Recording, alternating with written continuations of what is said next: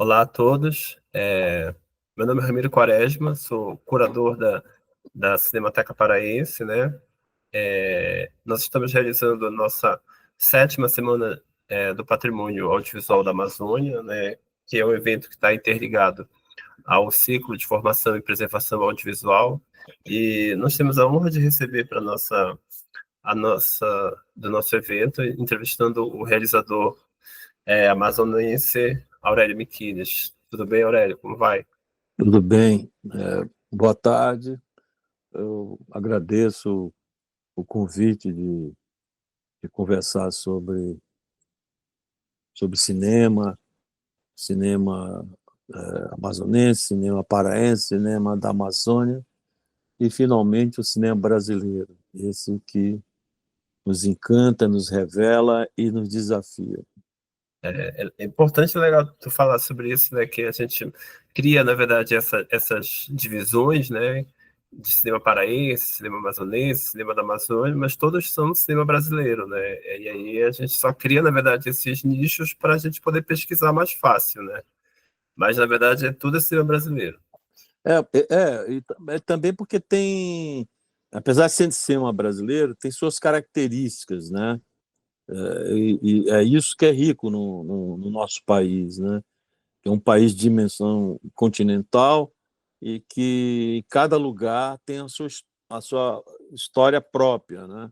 Uhum. Apesar de ter os mesmos resquícios, os mesmos vícios de dominação e de impasses político-social, econômico-social, nós temos nossas próprias características, né? Sobretudo a Amazônia, que é muito pouco, por incrível que pareça, que é a região que compõe a maior parte do território nacional. No entanto, é a região que se menos conhece, né? Eu acho É, até que seja isso, seja um projeto, seja de propósito, porque não é possível, né, que seja uma regra essa permanência, essa indiferença, essa ignorância sobre a Amazônia. verdade. Por exemplo, o próprio Pará, né, que é um estado que é menor que o Amazonas, mas é um continente também, né? Só a Ilha do Marajó, é difícil uma pessoa conseguir conhecer a Ilha do Marajó numa vida, né? Era só a Ilha do Marajó, eles acham que é uma ilha, mas na verdade é como se fosse um pequeno estado, na verdade. É, então, Aurélio, é, é, essa nossa conversa, né, ela resvala mais nas questões desse tema que a gente trata, né, que é o patrimônio audiovisual, né, e assim, eu acho que é fundamental conversar contigo sobre isso, porque o primeiro filme que eu assisti teu, né, que eu tive a oportunidade de fazer no primeiro festival de cinema que eu fui na minha vida, né, foi um festival que teve em Belém em 98 ou 99, da Flávia Alfinito, que foi o Festival Internacional de Cinema da Amazônia. Ela fez 2 edições, né?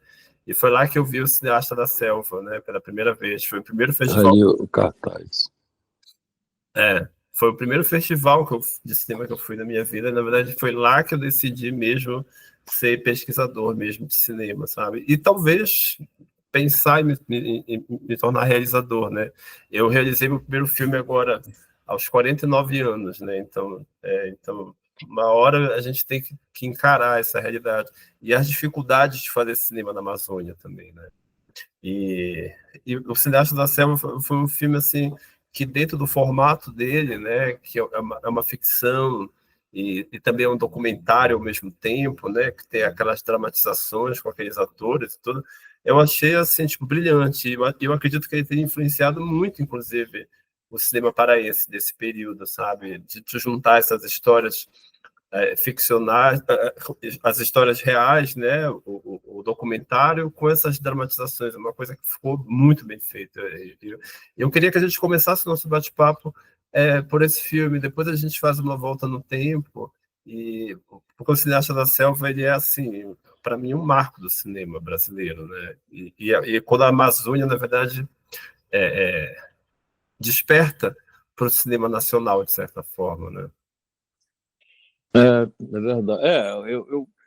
Eu, como documentarista, sempre fui fascinado pelo modelo híbrido, sabe? Porque eu não vejo a realidade com uma coisa estagnada, sabe, congelada, e como se para ser verdade você vai lá e filme aquilo, é uma verdade absoluta, intocável, e que não houve nenhuma ação do realizador, né, do, do cineasta, enfim, sobre aquela realidade. Basta a nossa presença para que a realidade se altere, né? E eu acho que a função do realizador é ser autêntico, sincero, responsável e generoso. Generoso porque você tem que mais estar ali para ouvir, para aprender, estar lá para aprender, para poder transmitir aquela realidade que você está documentando para outras pessoas que não tiveram oportunidade de estar ali como você está, entendeu? Então, nesse sentido, eu vejo que você pode interferir na realidade de uma maneira sincera, entendeu? Para que algumas coisas que você está filmando elas possam ficar mais claras, entendeu? Então, assim, no caso do filme O Cineasta da Selva, que é uma cinebiografia sobre Silvino Santos, né, que é um pioneiro do cinema na Amazônia, né, ele é uma pessoa polêmica, mas, de qualquer maneira, o legado dele, que são as imagens, sabe, é de um grande testemunho sobre uma Amazônia que não existe mais ou que está em extinção. Então, esse é o grande legado. E aí, eu concordo, por exemplo, com o Cosme Alves Neto, de quem eu também fiz uma espécie de cinebiografia também, e o Cosme também é amazônico, é de Manaus, mas foi um dos personagens mais importantes do cinema brasileiro e latino-americano, porque ele foi, por 30 anos, o curador da Cinemateca do Rio de Janeiro. O Cosmes ele falava, né, e tem isso gravado, que ele diz que os filmes são registro de um tempo. Tanto o cinema de ficção como o cinema documentário, quando vai para a Cinemateca, eles viram registros históricos. Eles deixam de ser essa qualificação de documentário, reportagem ou ficção. Eles passam a ser uma referência histórica de um tempo, né? Porque ali você vai ver o figurino, o gesto, a fala, o método de interpretação, de direção, de montagem, o uso de câmera, de fotografia, porque vai mudando, né? As câmeras foram mudando ao longo do tempo. Então, por exemplo, você tem nos anos 60 um uso muito até exagerado do zoom, por exemplo, zoom in, zoom out, coisa que não se usa mais, mas se usou muito nos anos 60 porque se descobriu essa possibilidade, que é um recurso que o Silvino não tinha. No tempo do Silvino, o foco era fixo, né? E a câmera ela não fazia panorâmica, né? Então é tudo a câmera era uma caixa e o tripé era pesado, feito de ferro e madeira maciça. Quer dizer, eram condições adversas, né?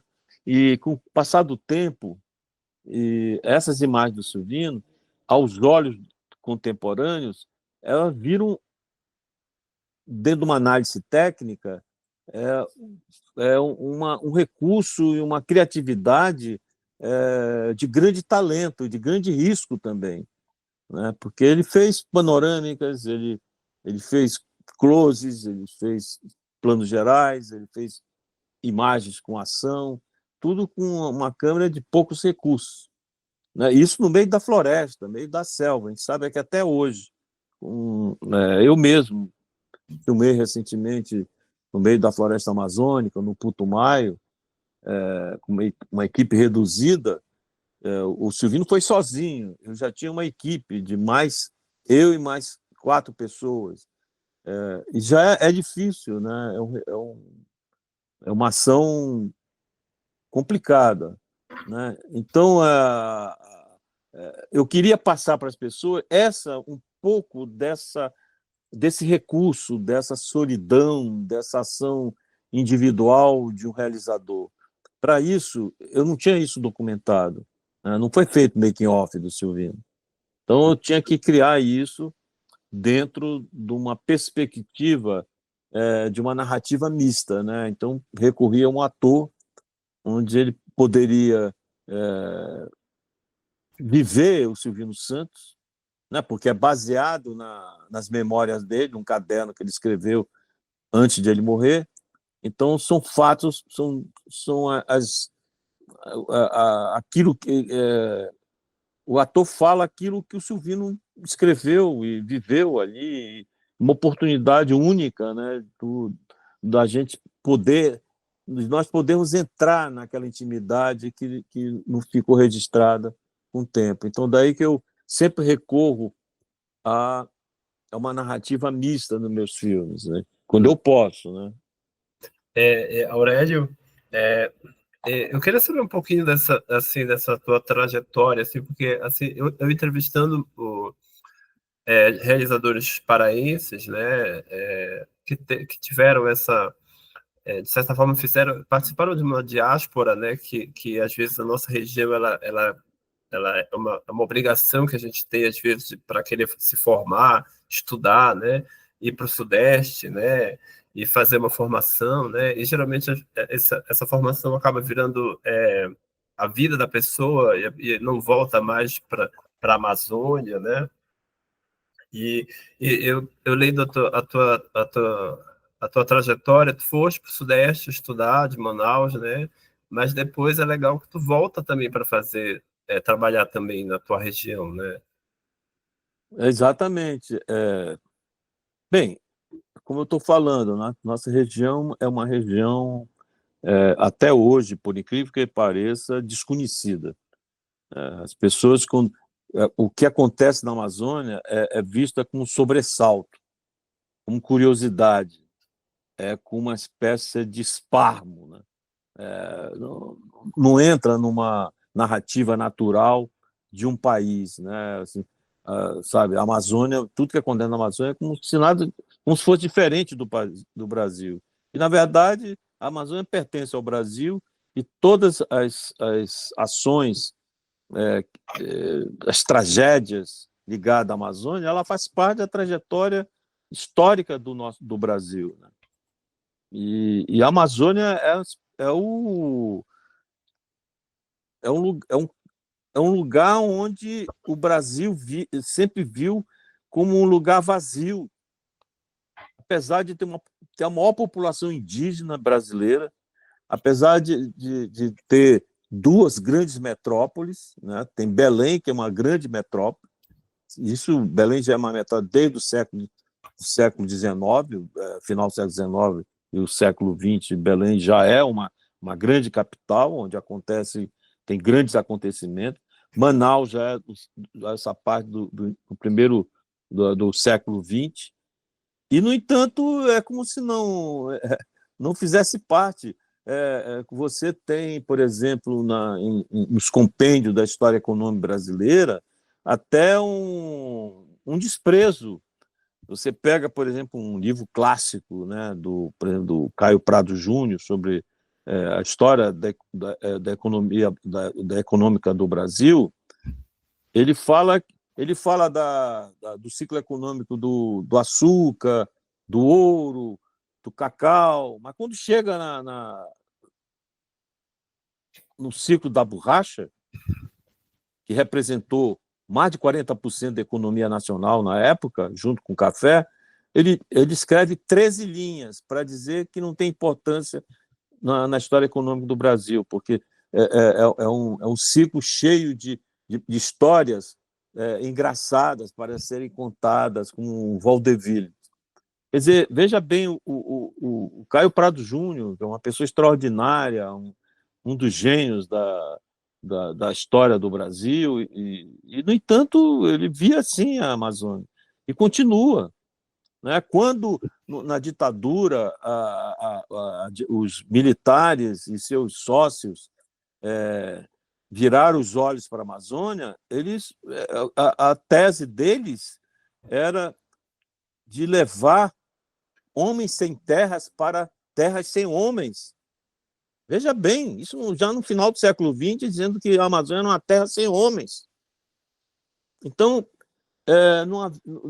nenhum presidente ia lá visitar Manaus, não tinha importância nenhuma, não tinha interesse nenhum. Né? Quando eles, nesse período da ditadura, onde a Amazônia virou protagonista, mas, na verdade, sob tragédias, sob escândalos de toda a ordem, eles levaram e introduziram na Amazônia a maior desordem fundiária da história do Brasil. Uhum. Perdura até hoje, né? E que as consequências trágicas perduram até hoje, como você está falando, e de uma forma trágica, né? Com matanças, chacinas de povos indígenas, extermínio de culturas, de etnias, entendeu? Da própria natureza, como está se vendo agora. Naquela época, os cientistas já falavam, anunciavam essa tragédia. Né? Tem um grande cientista, inclusive de origem estadunidense, que é o Philip Fearnside, que ele mora em Manaus. Ele já falava naquela época nas consequências que viriam a partir dessa forma, dessa desordem de ocupação da Amazônia, e que nós estamos vendo agora. Né? Então, o que isso tem a ver com o Silvino? Tem a ver que a única forma de nós sabermos dessa existência foi através das imagens filmadas. Entendeu? Começou com o Silvino Santos, vai passando para outros cineastas estrangeiros, alguns brasileiros, né? Mas, por exemplo, que eu acho que é um dos filmes seminal, inclusive de filme híbrido, né? Documentário e ficção, que é o Iracema, uma Transamazônica, do Jorge Bodansky e do Orlando Senna. Você tem os filmes do Adrien Kauer, né, que acaba fazendo aquele filme que filma, inclusive, a morte do Chico Mendes, que é A Década da Destruição, que é o último filme dele. Enfim, você tem a Amazônia, ela, em termos de imagens, ela grita, né? Ela grita, e, no entanto, parece que as pessoas são indiferentes a esse grito. Tem histórias da Amazônia que continuam a ser sonegadas, né? Que precisavam ser mais contadas. Então, quando tu faz essa tua Sim, eu não essa falei tua isso. migração para o Sudeste para estudar, já era com essa intenção de contar as histórias da Amazônia depois, futuramente, né? É engraçado, porque eu tive sorte, na verdade, né? Assim, tive grandes amigos de infância e início da adolescência. A gente gostava de ler, de ver filmes e de conversar. E a gente fazia projetos, a gente era garoto de 12 anos, de 13, né? Foi passando, e a gente pensava, né? Até pensamos fazer criar na verdade, nós criamos, né, um grupo de libertação da Amazônia, que a gente achava que o Brasil é diferente, nós queríamos criar uma república livre da Amazônia e tal. E aí a gente começou, mas para isso a gente tinha que estudar, né? E aí nessa já era ditadura isso, entendeu? E como a gente não encontrava muita gente para conversar, adulto, né? Descobrimos um grupo de pessoas que trabalhava com hipnotismo, e nós achávamos que, através do hipnotismo e da telepatia, nós íamos conseguir, entendeu? Tomar o poder. Então nós tínhamos que estudar, elevar a consciência e a capacidade de comunicação telepática. E aí nós éramos garotos de 13 anos e pensando essas coisas incríveis. Isso nos levou a entrar em contato com grupos que viviam na clandestinidade ali da cidade, né? Pessoas de candomblé, sabe? Pessoas de coisas indígenas, né? Que a incipiência que depois, lá no Acre, vai tomar proporção internacional, que é o Santo Daime. A gente começamos a pesquisar, a ler sobre isso, né? Os livros do Nunes Pereira, Moranguetal, Decameron Indígena. Começamos a ler, a estudar isso, sobre a cabanagem. A cabanagem surgiu no nosso horizonte com uma forma concreta de que a Amazônia pode se movimentar e criar um fato de transformador. E isso foi... Aí a gente foi vendo, aí criamos jornal, tivemos programa de rádio, foi tudo dentro da ditadura isso, né? E sofrendo algumas sanções, a gente não, enfim, não era ligado a nenhum partido, nada, nenhuma organização, então nós éramos crianças, né? Mas que ficavam observando. Só que chegou um momento que a gente viu, ó, aqui não vai dar, a gente vai ter que vamos embora. E aí, aos 15 para 16 anos a gente resolveu sair de Manaus e fomos fazer o ensino médio em Brasília. Brasília se colocava ali para a gente como um lugar moderno, sabe, revolucionário, e que colocava o Brasil dentro de uma atmosfera de convergência, mas não mais só de litoral. Isso a gente tinha, a gente já estava lia muito, assim, os escritores nordestinos, né, por exemplo, o Graciliano Ramos, e para nós era um enigma. A gente não entendia muito bem por que as pessoas morriam de sede, não tinha água, sabe? Morriam de fome. Nós, garotos, a gente cercado de água, de abundância, né? Não havia aquela miséria. Né? Hoje até tem, hoje na Amazônia, né, as pessoas pode ser até que morram de fome, mas naquela geração, nós somos a última geração, né, que nasce nos anos 50 e que vê ainda o final da decadência da borracha. Né? Ainda estavam vivos alguns personagens desse ciclo, e tinham nascido no século XIX. Então, a gente é a última geração que vê isso. Né? A gente vê Manaus inteira, como ela era, como foi projetada, bonita, cheia de árvores, cheio de uma arquitetura sofisticada, né? Que Belém ainda mantém algumas coisas, sobretudo a parte de jardinagem, das mangueiras. Manaus tinha tudo isso. E depois nos anos 70, tudo foi destruído, derrubado, e foi quando nós saímos de lá e fomos para Brasília, né? Estudar em Brasília, enfim. O Milton virou um grande escritor amazônico, né, internacional. Enfim, a gente foi, cada um, o Narciso, que virou, já falecido, virou um vice-reitor da Universidade do Amazonas, mas um grande ativista. Cada um fez aquilo que a gente sonhava fazer. Sabe, de alguma forma, a gente conseguiu realizar alguma coisa. Eu não sou infeliz em relação a isso, entendeu? Inclusive porque quando eu saí de Manaus, que eu achava que eu sabia de tudo, eu não sabia de nada, porque quando eu cheguei em Brasília, eu descobri que em todas as nossas reflexões não entrava o indígena, não entrava nossas raízes. Nós estávamos pensando sobre o indígena, era uma figura folclórica, ele não era real, sabe? Aí nós descobrimos como que era marginalizado, aquelas pessoas que trabalhavam em nossa casa, né, que a gente chamava eram agregados da família, como aquelas pessoas que nos contavam histórias, que cantavam músicas, pessoas como a gente gostava de falar, umas xerazades caboclas, sabe?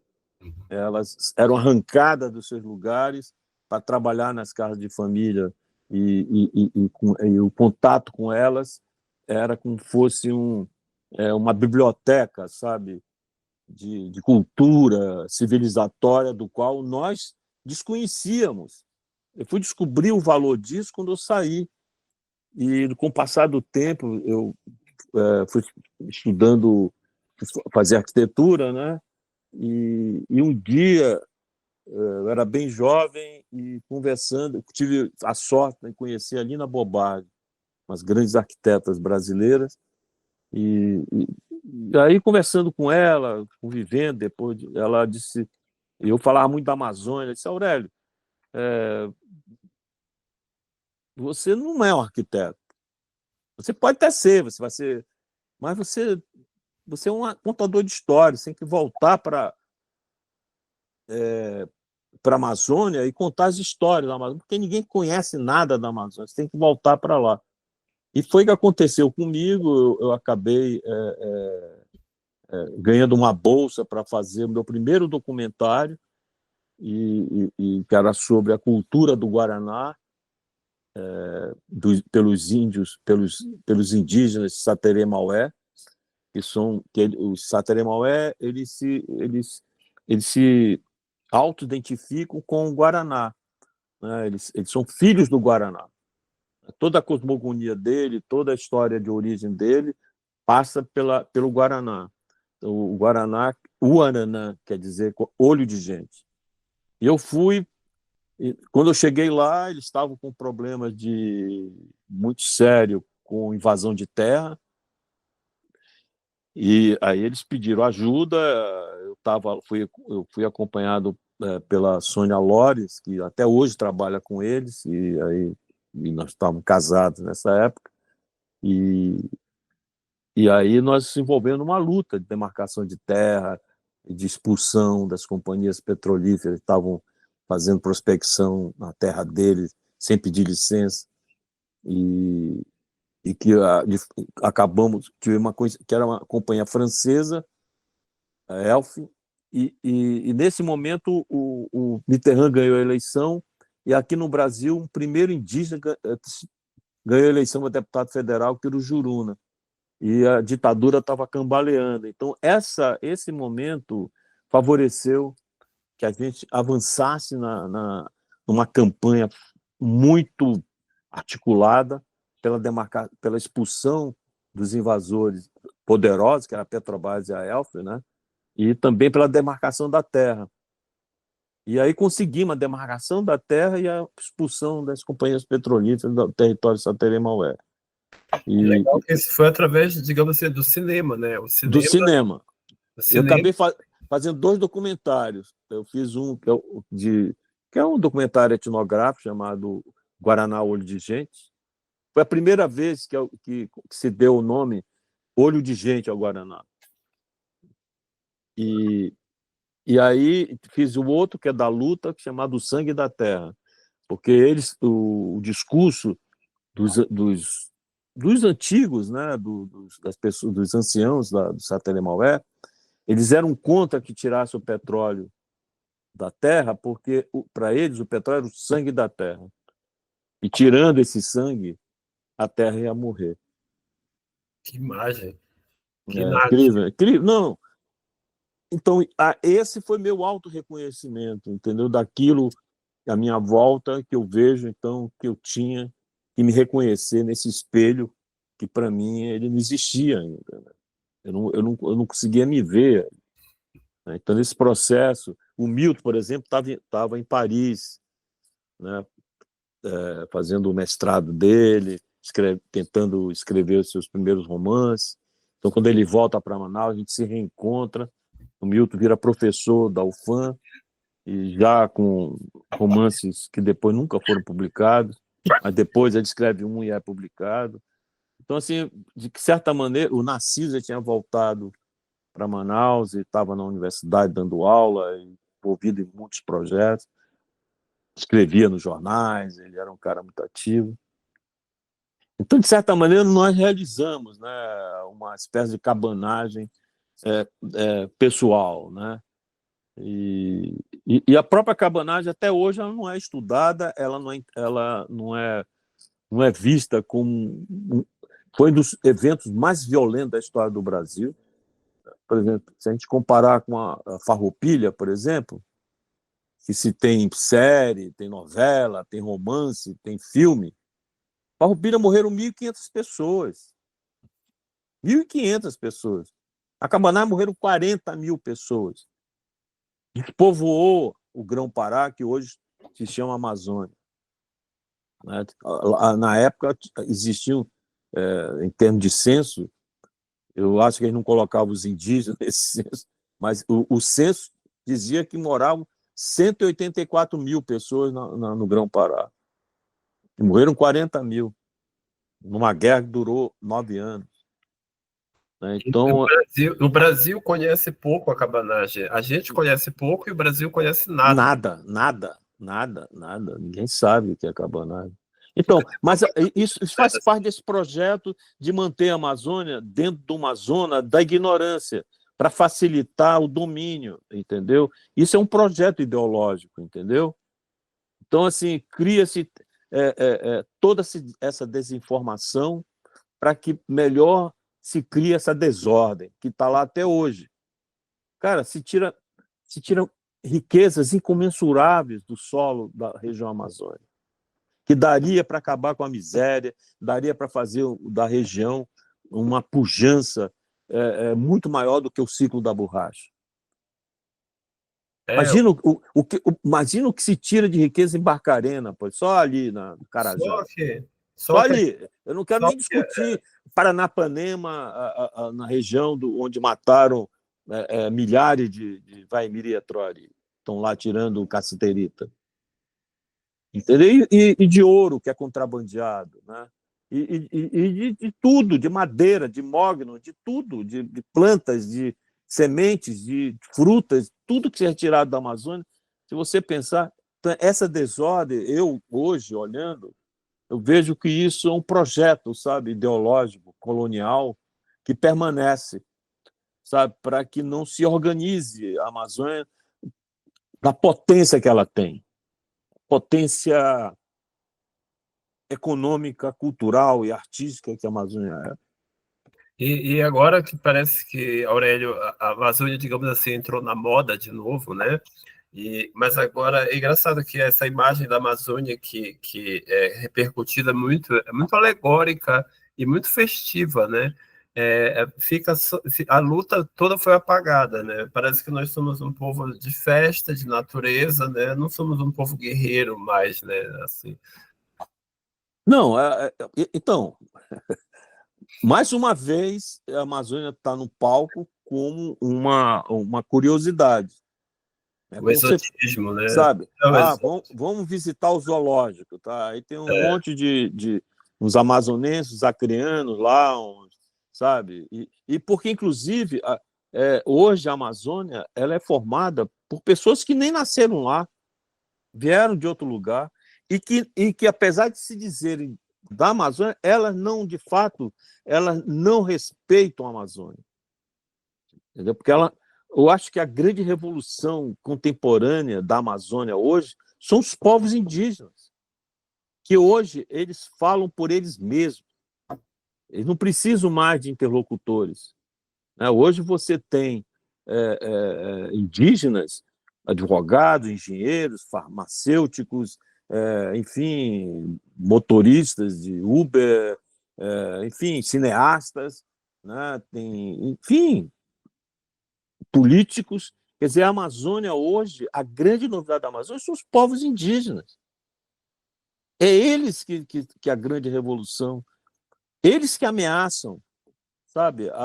Eles são os vetores da grande transformação que vai acontecer, porque não adianta eles tentarem segurar, criarem esses factoides do pitoresco, do curioso, do folclore. Não adianta, entendeu? Porque há uma força genuína, que são os povos indígenas, que eles cada vez mais se apresentam com protagonismo, em todas as áreas.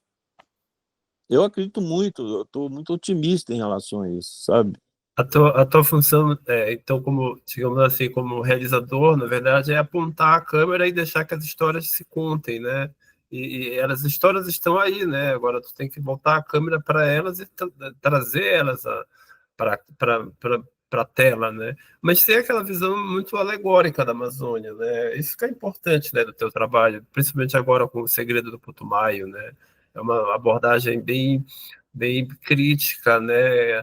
A partir dessa história da Amazônia contada de uma maneira mais, né, pulsante, né, de conflito, né? Porque eu vejo a Amazônia como uma Amazônia, um campo de batalha, né? E o Segredo do Putumayo coloca isso muito bem claro, né? Como é que se deu essa ocupação da Amazônia, né? Exatamente.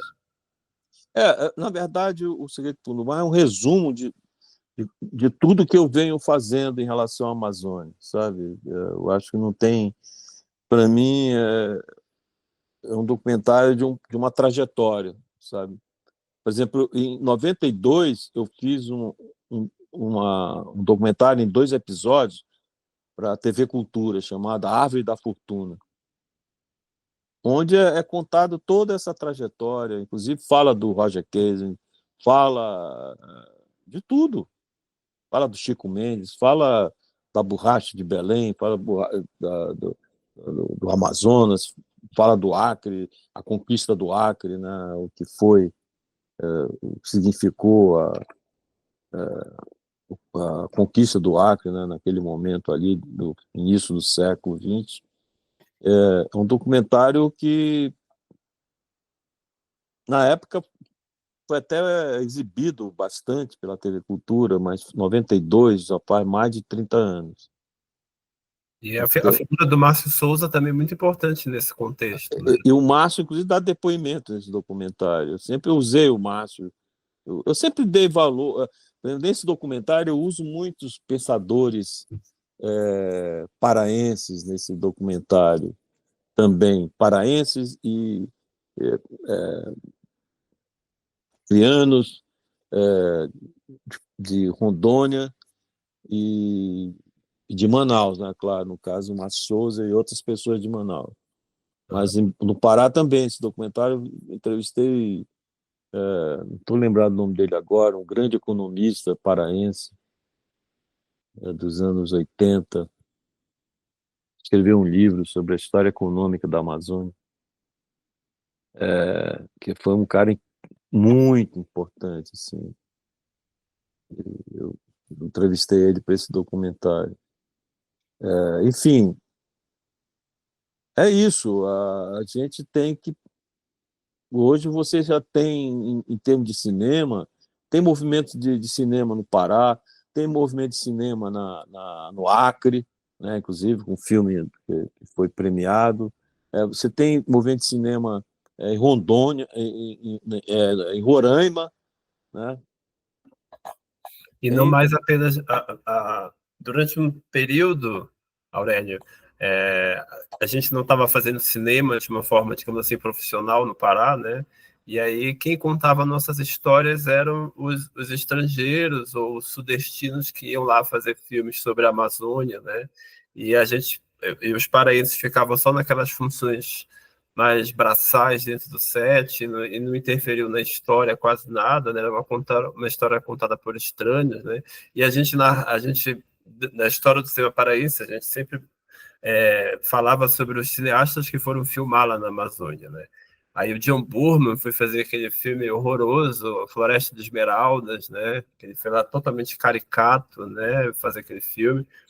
E o Hector Babenco foi fazer o Brincando no Campo do Senhor, lá no Pará, né, e passou por lá, e foi toda uma efervescência, assim, como se Deus tivesse chegado lá no Pará. E o Pará não estava fazendo filmes, né? Ficava sempre à margem do cinema, no próprio lugar, na margem da própria narrativa do seu lugar, né? Mas isso é um processo natural, né? Assim, eu acabei de ver uma cópia restaurada do Brincando no Campo do Senhor, agora, semana passada. Cara, é emocionante. É um puta filme, filmaço, assim, um filme super atual, com os problemas atuais, sabe? Parece que foi feito agora, sabe? As Sobre questões as são agora. missões evangélicas na Não, Amazônia. cara, é incrível o filme é do caralho, sabe? É um filme para esse filme tem que passar. Eu vi agora uma cópia restaurada na Cinemateca de São Paulo, brasileira, que eu fiquei muito emocionado, assim, de ver, assim, o Babenco era um grande cineasta, um cara. Eu não tenho essa visão que você tem, entendeu? Eu não vejo assim com esse olhar. Eu estava em Manaus, como John Burman me procurou. Tinha acabado de chegar, estava em Manaus, lá, fazendo vivendo com isso Maué, tentando fazer meu filme e lutando por eles. E a produtora desse filme eu conheci em São Paulo, né? E aí ela sabia que eu estava lá, ela me procurou. Ele queria ele estava atrás de uma cachoeira para filmar. Ele queria procurar lá em Manaus. Eu digo, aqui você não vai ter essa cachoeira. Você vai ter lá na Venezuela e tal. E onde ele foi filmar, e o Babenco também. A única cachoeira que tem é lá, aquela que aparece. Uhum. Que hoje até tem um turismo, né? Você faz aquela... vai de avião e chega perto e tal. Hoje é bem, já virou um lugar turístico, né? Aquela cachoeira. Mas, olha, para provar uma coisa interessante, eu estava no projeto do fazer o Cineasta da Selva e eu ia filmar em Manaus. Quando eu cheguei em Manaus, eu não tinha ninguém profissional que pudesse ser contratado. Mas eu, insistentemente, eu comecei a procurar, sabe, até para colocar na produção pessoas, para preparar, né, o pessoal de teatro, conversei com algumas pessoas. E aí, quando eu estava me preparando, cara, chegou em Manaus uma super produção hollywoodiana. Uma coisa gigantesca, você imagina. Chegou para fazer o filme Anaconda, aquele filme, Anaconda. Os Uhum. caras tinha um avião só com alimentos, água, que ninguém podia beber água de outro lugar, que é uma coisa correta, né? A gente, quando faz minissérie, vai filmar, sei lá, em Goiás ou em Minas Gerais, a, gente, a água tem que ser bebida pela água que a produção fornece, né? Porque se der algum problema, o custo vai cair na produção do filme. Então, você tem que manter um alimento para não dar diarreia, para ninguém passar Uhum. mal. Você entende isso. E tinha um avião só, um hospital, sabe? Com todos os recursos que você possa imaginar. E eles ocuparam o hotel tropical inteiro e construíram outras tendas nas margens do Rio Negro, assim, onde funcionava pessoal de arte, uma série de coisas. E contrataram o que eles puderam em Manaus. Aí, claro, a gente não foi mais, porque inclusive inflacionou, né? Os caras chegaram lá, inflacionou, e eu tive que esperar eles filmar e ir embora. Quando eles foram embora, que eu voltei de novo, a produção voltou para Manaus, foi uma coisa incrível, porque nós pegamos todo mundo que tinha participado de uma superprodução. Ah, isso foi legal. Pois é, costureira, o pessoal da arte que participou, sabe? Que tal com uma visão de superprodução, pegaram um know-how fantástico, sabe? Foi maravilhoso. Pessoal de figuração, foi incrível, cara, foi incrível. E aí nós pegamos lá o pessoal que todo mundo trabalhou no filme, sabe? Para a gente foi maravilhoso. Essa coisa assim, às vezes é importante que tenha essa interlocução com grandes produções, porque isso faz as pessoas terem acesso, né, a novidades, né? E essa por exemplo, com as comunidades indígenas, né, o contato que eles tiveram, por exemplo, com o projeto do Vincent Carelli, do Vídeo nas Aldeias, formou cineastas indígenas, né? Hoje eles mesmos estão filmando as histórias deles, não precisam mais dessa intermediação, inclusive com filmes premiados, né, em festivais. Eu acho que é um processo, tá entendendo? É um processo. Isso acontece em outra escala, né? Sabe? O Brasil vai comprar avião, quer saber se quem vai vender o avião vai fornecer uma manutenção de troca de tecnologia, né? Então, se os Estados Unidos quer vender um avião para o Brasil, mas diz que não vai fazer troca de tecnologia, então o Brasil vai comprar de quem? Da Suécia, que oferece isso, né? Então, é a mesma coisa, eu acho que na parte, por exemplo, do audiovisual, né? que mobiliza uma quantidade muito grande de profissionais, né? E as cidades hoje em dia criam aquelas film commissions, né, justamente para regular isso, né? Exatamente. Mediação entre as produções que vêm filmar no local, criar inclusive facilidades para atrair até as produções, né? Não, exatamente. Ó, esse é o papel, né? O papel que tem que fazer é proteger, ver se as pessoas estão recebendo direitos, se elas não estão sendo maltratadas, sendo desrespeitadas, né? Tudo isso, eu acho que é muito importante nessa parte. Agora, quanto a vir filmar, eu acho que qualquer pessoa pode, assim como a gente pode ir lá no Você tá... Alasca e filmar também o Alasca, porque só porque eu não sou do Alasca, não posso filmar o Alasca, entendeu? Acho que são coisas, sabe, é como se... Eu sei que causa ciúme, isso é normal, né? Por exemplo, eu ter ido filmar no Putumayo e contar da história uma história que lá tem até série lá de televisão sobre o massacre lá que sofreram os indígenas do Putumayo. Eles causam ciúme. Vem um brasileiro, sabe? Coisa... assim, mas o que eu falo é mais assim, para que não seja uma única narrativa, né? Que essa Não, isso não. narrativa hegemônica, né? Porque surjam narrativas também criadas por nós mesmos, assim, né? Que Não. fujam dessa visão talvez idílica da Amazônia, né? Da Amazônia enquanto esse lugar descampado, como tu falaste muito bem, essa Amazônia como se ela fosse um lugar desocupado, né? E que precisasse ser ocupado de alguma forma, né? E geralmente com processos de projetos predatórios, assim, né? E, e não criar essa imagem apenas essa Amazônia vazia, né? Uma Amazônia complexa, né? Urbana também, como no caso de Belém também, Manaus também, né? Ela não é apenas uma floresta, né? Descampada, desabitada, né? Não, o importante é mostrar exatamente as contradições que fazem parte da história da ocupação do país, né? Os indígenas não estavam só na Amazônia, como não estão, continua, apesar de lá estar a maioria, mas os indígenas estavam no litoral, estavam aqui, né? Estavam em todos os lugares, estavam no sul, estavam no nordeste, né? Estavam em todos os lugares, como continuam, só que em minoria, hoje porque foram massacrados, sofreram um processo de extermínio, né? E felizmente hoje os descendentes reassumem a sua identidade e exigem o seu papel dentro da história do país, né? Isso para mim isso é a grande novidade do Brasil, são a presença dos pretos no cotidiano do país, assim como não está carregando coisa.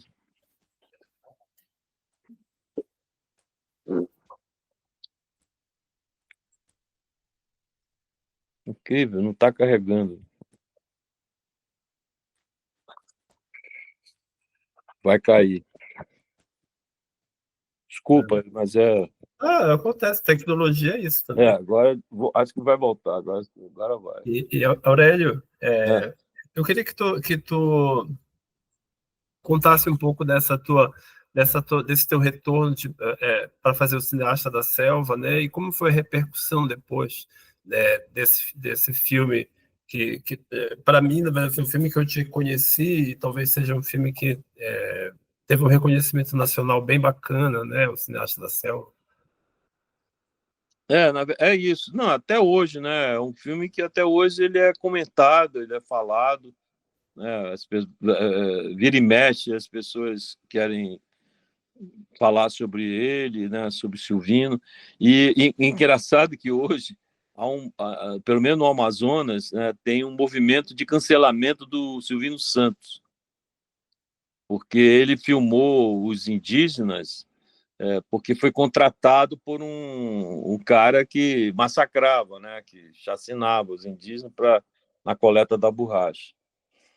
E que isso eu acho um equívoco, né, porque o Silvino, na verdade, ele foi usado, ele era uma pessoa que foi contratada e talvez até ele não era um revolucionário, né, sabe, ele não era nada disso, mas o que tem que se discutir é o legado dele. Quer queira, quer não, o que ele filmou é o que ficou.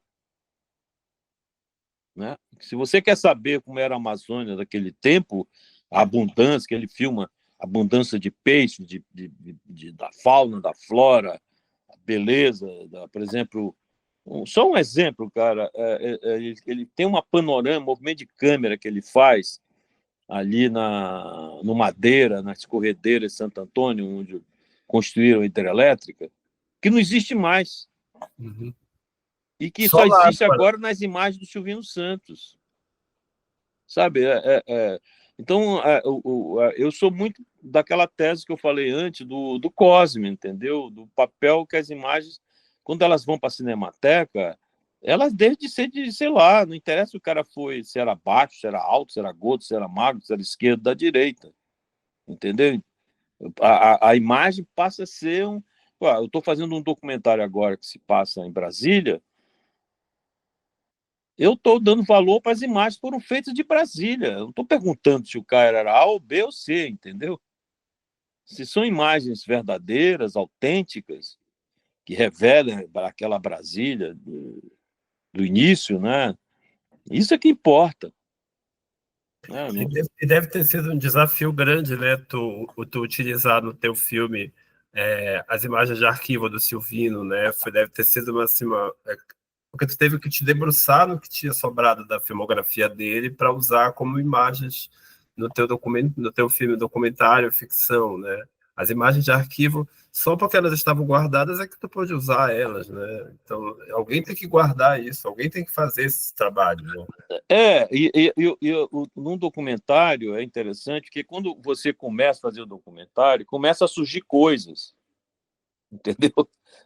Por exemplo, agora mesmo, nesse documentário de Brasília, me ligou uma pessoa e disse: olha, meu pai foi o primeiro cara que fez um posto de gasolina em Brasília, e ele ganhou dinheiro, comprou uma câmera 16mm e começou a filmar. Ele era um amador, eu tenho os filmes aqui, que interessa? Cara, interessa, claro que eu quero.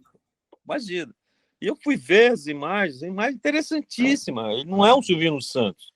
O Silvino é um talentoso, né? Um cara fantástico, né? Pouco cinegrafista era como Silvino Santos. Mais as imagens, cara, construindo alvorada. Os caras fazendo aquelas colunas, entendeu? Ele filma o Juscelino em close, ou seja, naquela época não tinha segurança, o presidente, vai lá do lado do presidente, está ali. São imagens raríssimas, raríssimas, entendeu? E com o Silvino aconteceu a mesma coisa, quando eu estava fazendo. As imagens dele estavam na Cinemateca Brasileira.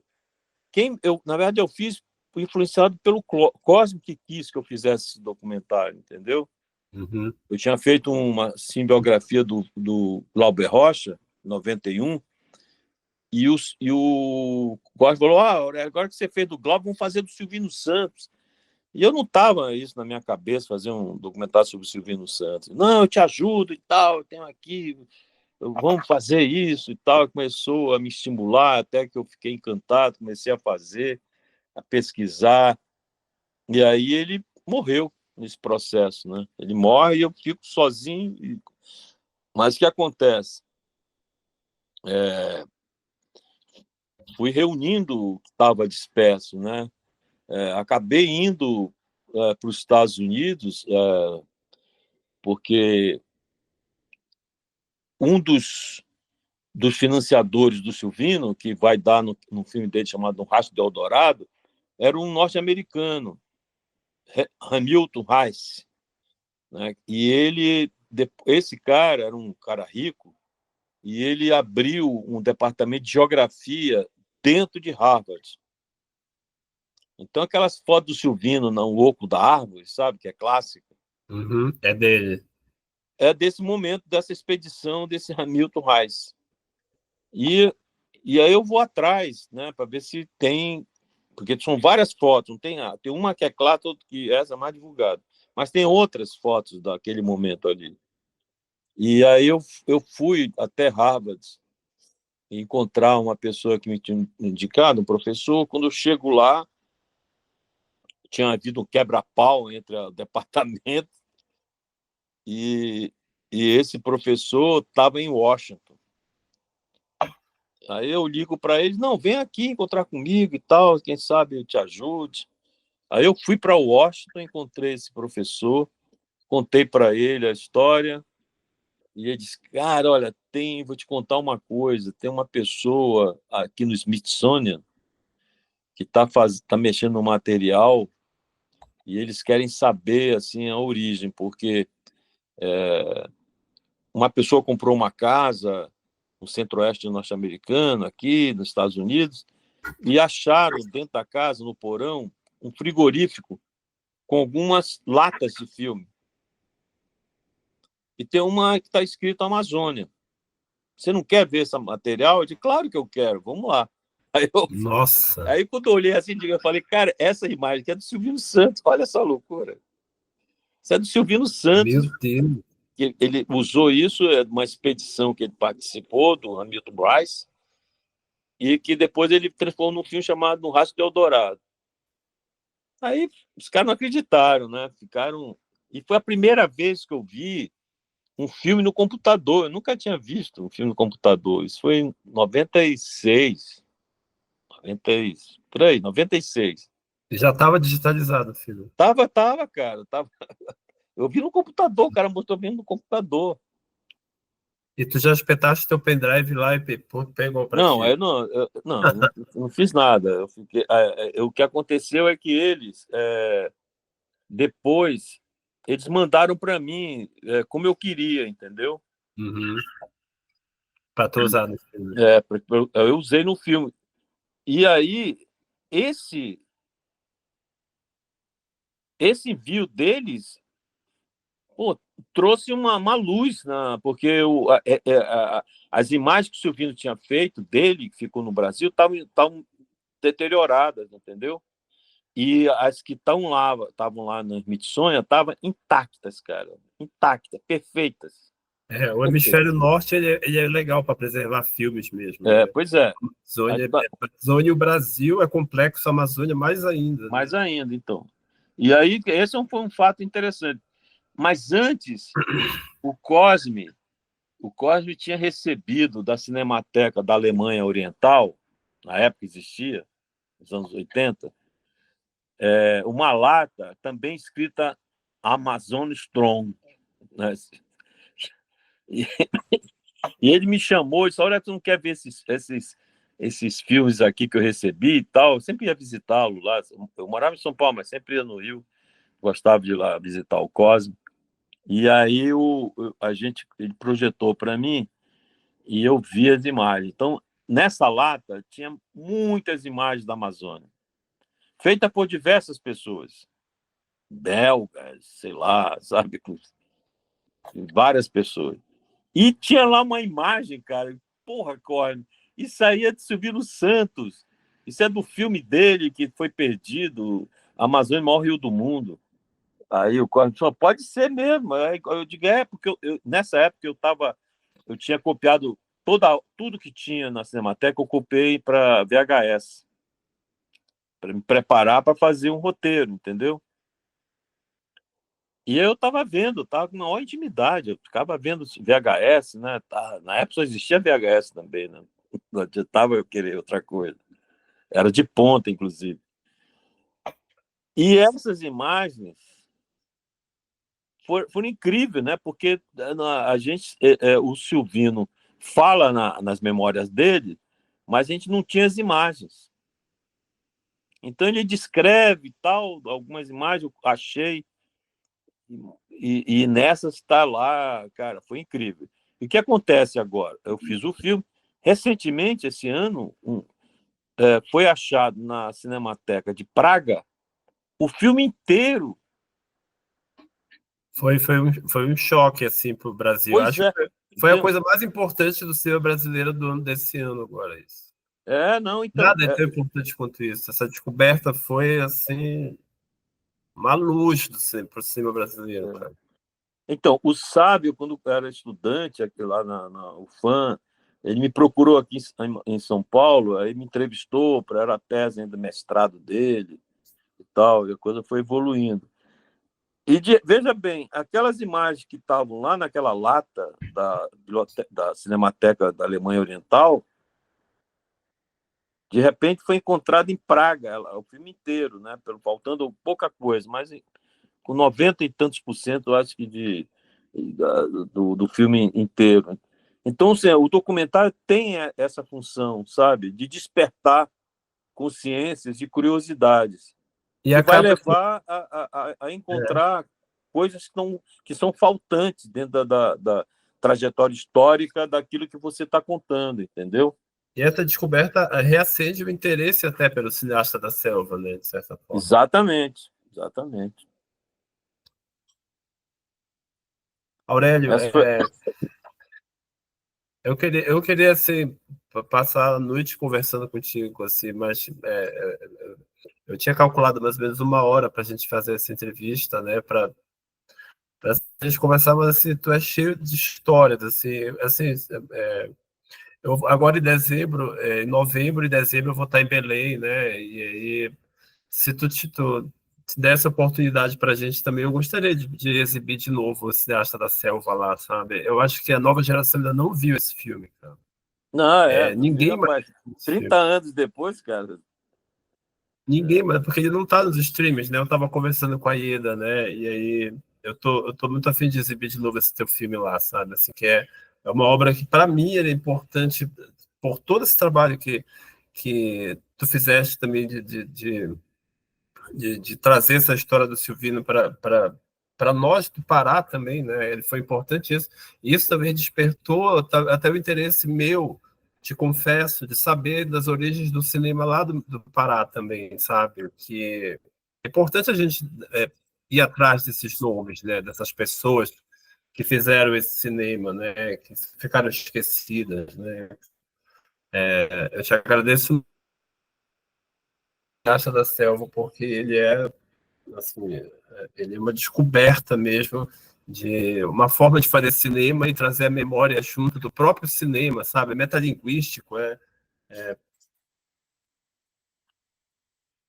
Verdade. Aí tá o cartaz dele. lindo. Então, eu vou Então te é isso. agradecer, então, né? Tá bom. Eu te agradeço muito por tu dar esse tempinho teu pra gente, assim, e te parabenizar pelo teu trabalho, pela trajetória da trajetória do cinema, e principalmente pela tua capacidade de contar essas histórias também, sabe, através de filmes e ser crítico também em relação à Amazônia também, saber que teus filmes também estão nesse campo de batalha também, né, da Amazônia também, né? Com certeza, com certeza. Eu espero ainda fazer pelo menos 2 filmes sobre a Amazônia. Legal, te agradeço muito, Aurélio, pelo teu tempo. Obrigadão. Grande abraço. Abraço, Aurélio. Tchau.